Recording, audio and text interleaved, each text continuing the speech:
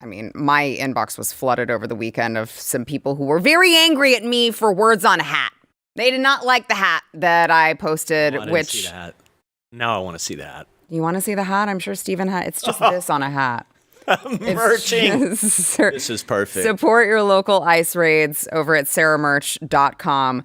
And there were some people who were, it must have been posted in some like illegal Reddit or something. I don't know, because there were a bunch of them that flooded everything all at once. But there was a death threat in particular that, you know, when you make a death threat that is credible enough, I'm going to take you seriously and I'm going to take you at your word.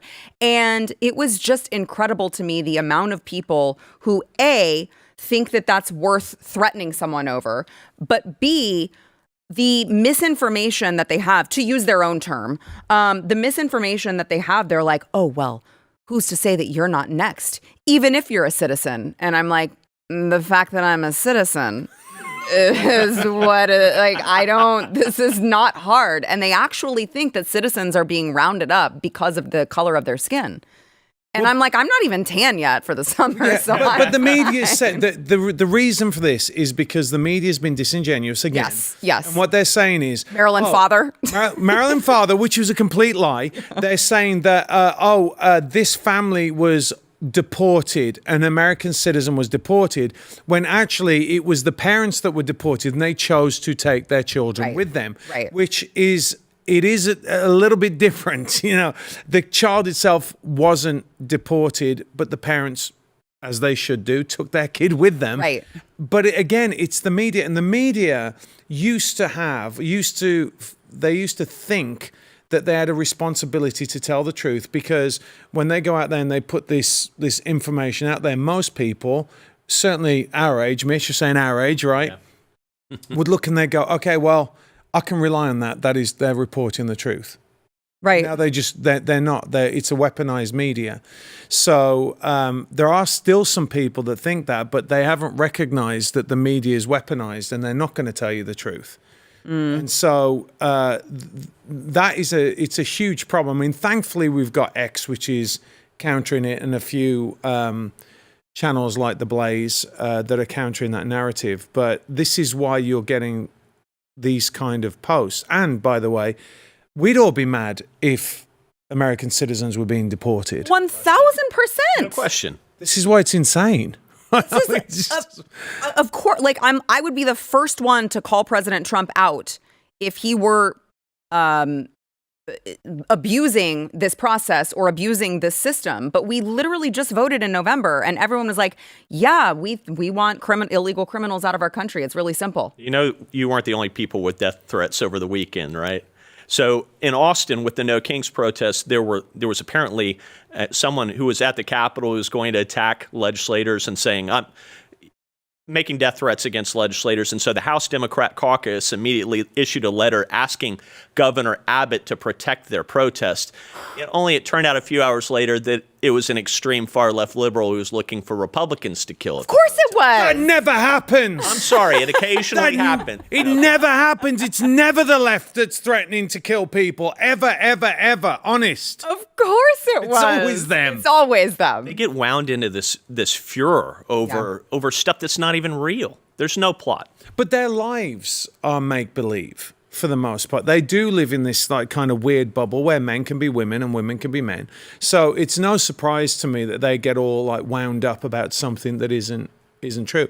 By the way, Mayor Karen Bass did this as well, and it drives me bonkers. And again, I know that we highlight this on this show, but for me, if I see another person come out and say, you are targeting immigrant communities.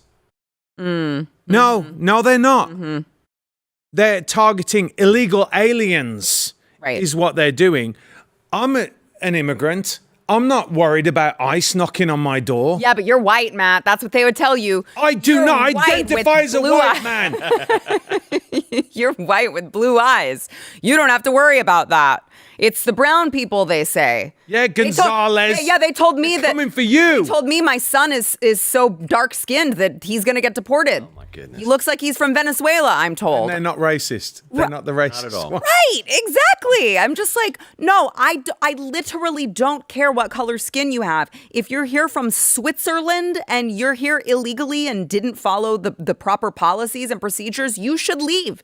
You should also be deported. I'm very uniform in this. It has nothing to do with race to any of us. It's just the other side. That's all that they see is race. And so you have President Trump in response to all of this over the weekend. He posted, it was a very, very long post, but he said that they've want to still facilitate the largest mass deportation operation of illegal aliens in history. ICE officers are herewith ordered by notice of this truth to do all in their power to achieve the very important goal of delivering the single largest mass deportation program in history. In order to achieve this, we must expand efforts to detain and deport illegal aliens in America's largest cities, Los Angeles, Chicago, and New York, where millions upon millions of illegal aliens reside. And so he went into explaining he goes on about cheating in elections, growing the welfare state. All true, by the way. But he talks about going into sanctuary cities. He says, I want ICE, Border Patrol, and our great and patriotic law enforcement officers to focus on our crime-ridden and deadly inner cities and those places where sanctuary cities play such a big role. So let's see what happens, because you've got all these mayors and all of these governors who are claiming that they're going to be the big bad guy here. Oh, who's the big? I won't curse with Mitch here. Who's the big B in town? Stop on my account. I listen to the show. It's not like you're hiding from anyone, Sarah. I'm a little bit embarrassed. Well, I'm just like, you swear in front of me? Yeah, really? You're just Matt. It's true. This is true. We have a distinguished leader person. here. It seems like we have this big lie that's being told in our country that our economy cannot function without the participation of these people in it. And I just say, let's find out. Mm-hmm. Yeah. Mm-hmm. Let's exactly find right. out. Exactly right. Yeah, and I was a little disappointed that he came out and said, okay, all right, fine, for, what did he say, the farms and hotels and, I mean, all of these restaurants. No. All of these big, bigger industries. We're not going to start making exceptions. Right. I'm also very concerned about the ongoing participation of China in our higher education. Mm-hmm. I mean, this is something that this is not really a place for us to be making exceptions. This movement came into office on the back of something very real that is a public sentiment, and we need to finish the job. Yeah, totally agree. No, I mean, we said on the show, didn't we, that immediately they should ban any Chinese students coming into the country. It's as simple as that. Like, it's a national security risk. It absolutely it's nothing personal, right? It's nothing personal. It's just a national security risk. I'm sure you understand if you're, here with good intentions in the first place. Mm-hmm. Yeah, I mean, look, I've got a son that's sitting there waiting to come into the country patiently. Yeah. I'm not taking it personally. I'm like, it's the process. The time. You told that story before, and I think about that all the time. The people who are doing things the right way are always the ones who are punished by a bureaucratic system that doesn't police itself. Mm-hmm. Yeah, and you're really seeing it in the UK.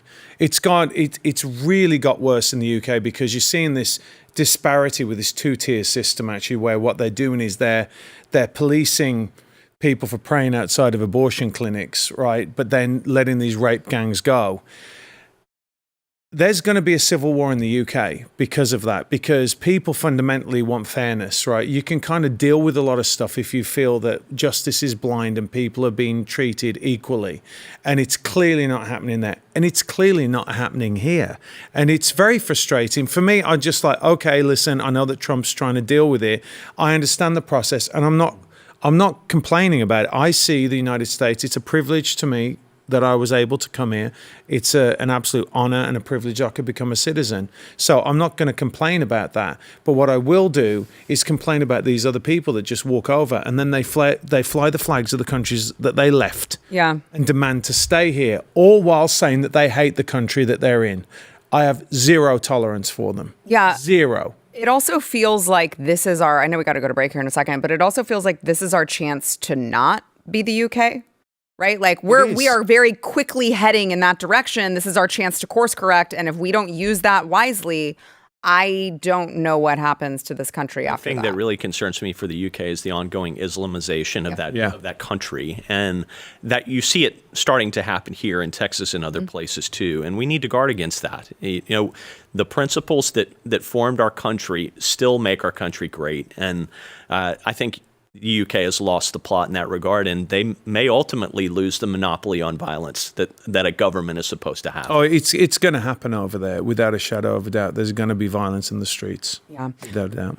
So, Mitch, you're talking about all of this, the how do you say it? Islamization? Yeah. Islamicization. I don't want to know how to say it. Okay, Your listeners know what we're talking about. I don't want. If you want to practice radical Islam, you should not be here. My personal opinion. I won't push that on either of you. But you can agree if you want to. If you like this clip and you want to see the full episode, click here. And if you want to subscribe to the channel, come on, you know you do. Click here.